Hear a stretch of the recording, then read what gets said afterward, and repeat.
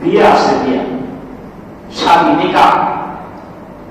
তো এই নিকাহের মধ্যে, বিবাহের মধ্যে গায়ে হলুদ হবে, এরপরে এখানে বেপরোয়া মহিলা এসে যুক্ত হবে, সেন্টারে আপনার বিবাহ অনুষ্ঠান হবে, ওইখানে মেয়ে ছেলে সবাই একত্র হয়ে বসে খাবে।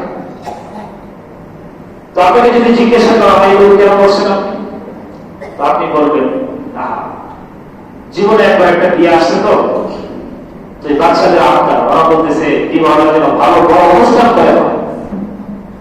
এই যা মাইক্রোতে করে ছেলে মেয়ে সবাইকে একসাথে ছাপ করে এক মাইক্রোর ভিতরে করে নিয়ে গেছে, ব্যাপারটা ভাবে নিয়ে গেছে আপনার সন্তানকে সন্তুষ্ট করার জন্য, আপনার ছেলে মেয়েকে সন্তুষ্ট করার জন্য, আপনার বন্ধু বান্ধবকে সন্তুষ্ট করার জন্য, সমাজকে সন্তুষ্ট করার জন্য। আপনি এই মালিককে কি করেছেন? মালিকের কি কোনো পাওয়া ছাড়া ছিল না? আল্লাহ রাব্বুল আলামিনের কি কোনো পাওয়া ছাড়া নাই আপনার কাছে? আপনি কি ভেবেছেন কখনো? আপনি আপনার সন্তানদের আবদার পূরণ করার জন্য আপনি এই সমস্ত পাপ কাজে জড়িত হয়ে গেলেন, কিন্তু আপনার কাছে মালিকের কি পাওয়া আছে, মালিকের কি ছাওয়া আছে, সেটাও একবার ভাবা দরকার ছিল। ভাবছেন কখনো ভেবেছেন? আল্লাহ রাব্বুল আলামিন বলেন, তাকে কি না জিন্না মিন কুল্লি উম্মাতিন বিশাহিদ ওয়া জিন্নাকা আলা হাওলাই শাহিদা। প্রত্যেকটা নবীর কাছে প্রত্যেকটা উম্মতের আমলনামাকে নিয়ামতের পেশ করা হবে। পেশ করার পরে নবী করিম সাল্লাল্লাহু আলাইহি ওয়াসাল্লামের কাছে আপনার আমার সবার আমলনামা যাবে কিনা বলেন? যাবে তো। সবাইকে আল্লাহ তাআলা সবার আমলনামা নবীর হাতে দিবেন, যে নবী দেখেন। আপনি তাদের আমলনামা দেখার পরে আমার সাথে কথা বলুন।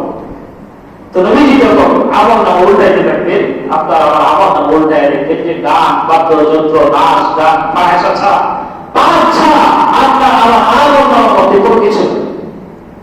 যদি নবীজি যখন বলেন, উম্মাহ 23টা বছর পর্যন্ত তোদের জন্য আমি কষ্ট করেছি দুনিয়াতে, তারা কেন জানে আমার পিঠটা রক্ত করেছি, চাঁদির মতো হয়ে গেছে আমার পিঠে,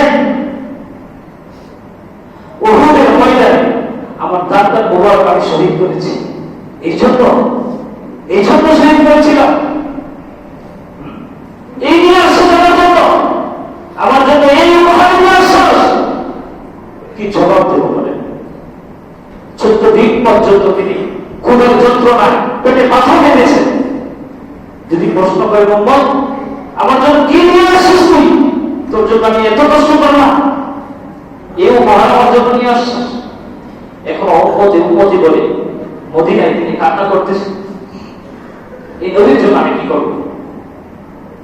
সামান্য বাচ্চা কাচ্চাদের আবদার রাখার জন্য, গান বাদ্যযন্ত্রের জন্য রাস্তাঘাটে হাঁটা দেয়, গায়ে হলুদ আর 50-1 লক্ষ টাকার গেট সাজায় কি লাভ করে? কি এটা কি হয়েছে আপনার? শুধুমাত্র সামাজিক সামাজিকতা বজায় আছে না?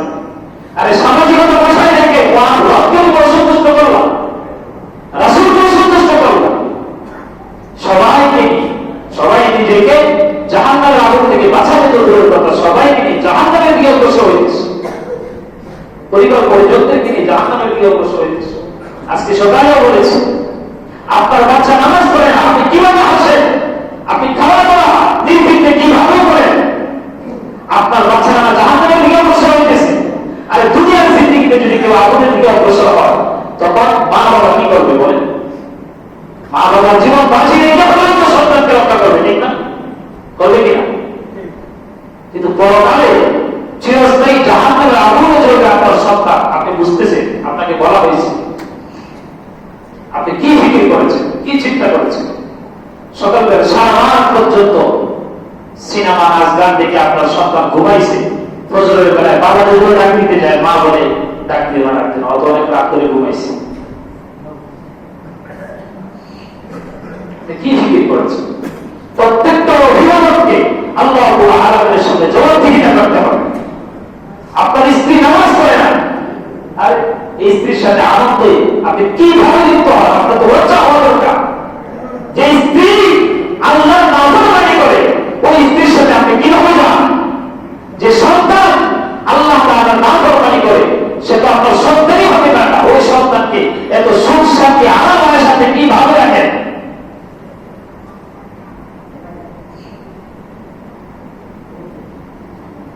এই জন্য চিন্তা করার বিষয়, আমি সন্তান সন্ততি আমার বিবি বাচ্চাকে খুশি করতে গিয়া মহান রবকে নারাজ করতেছিলাম